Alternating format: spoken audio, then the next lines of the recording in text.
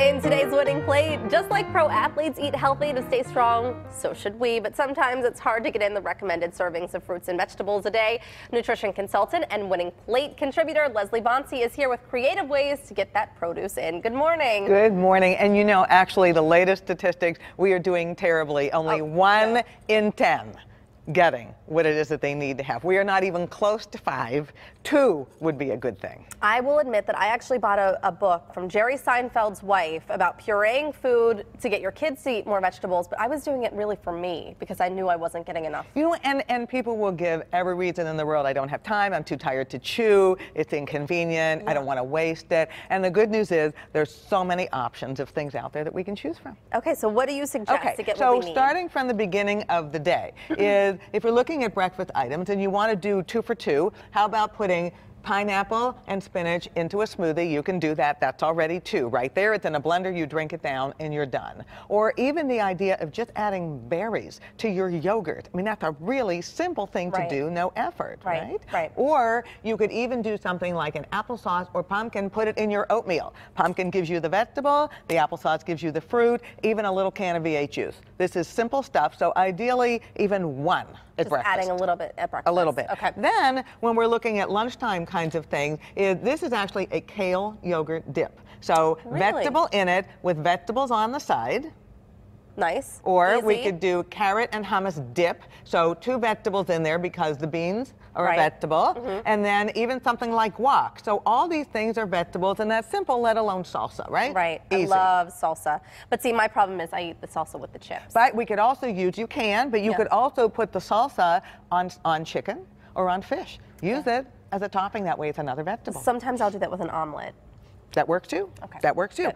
Now, a lot of people use spaghetti sauce, and to your point is taking beans. You can puree black beans, you can puree cannellini beans, put them right into the sauce. That gives you double the vegetables, more protein, easy, and nobody knows it's there. I haven't even thought of something like that. Yes, hide the produce. Easy. Sometimes that's a good thing, right? Sometimes you have to do that. I know. We have to. We have to trick ourselves. Exactly. And so when people say it's not convenient, these are microwavable, you know, right there, 90 seconds, lentils, vegetable, that counts. It's also a main course. Or even veggie burgers, which not everybody loves by themselves. On the grill, they're great. Crumble them up, put them in a taco.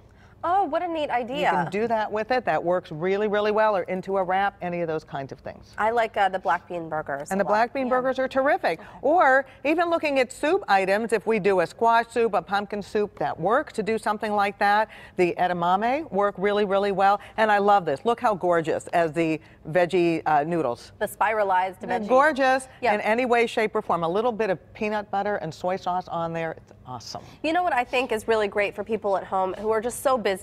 These, I mean, we don't really want to put too much processed stuff in our bodies, but this is so simple. But the purpose of this process is to increase the likelihood that we get the produce in that we need. So it's processed with purpose. That's what we want. Okay, that's good. And then we're even looking at roasted vegetables, or here I've taken the beet chips and the chickpeas. So instead of croutons, there we go. Same crunchy look, more vegetable added. Right, 2 you for get 2. a little bit of sweet too with those beet chips. A little bit of really sweet. Good. And then that whole idea of the crunchy stuff. People like crunchy stuff for snacking, so if we crunch on the beans, this would be a very easy way of getting in 5 out of the day with things that taste delicious, and they're a give back to the body as well. It really is some good stuff. I mean, I know that the food chart changed a while ago, and I don't think that people really know what it looks like now. I mean, it used to be, you saw the grains all at the bottom, that long, and that has changed. We should not be getting that many. It's really the idea of my plate, and virtually the way that plate is half of that plate is supposed to be produce, wherever that comes from. If it is raw, if it is frozen, if it is canned, if it is some combination of all, even dried, all of those things work. And the Environmental Working Group yesterday released these new guidelines, more dread lines and scare tactics. Enough of that. People are not getting enough produce as it is. We know that the amount of pesticide is well below what the EPA safe level is.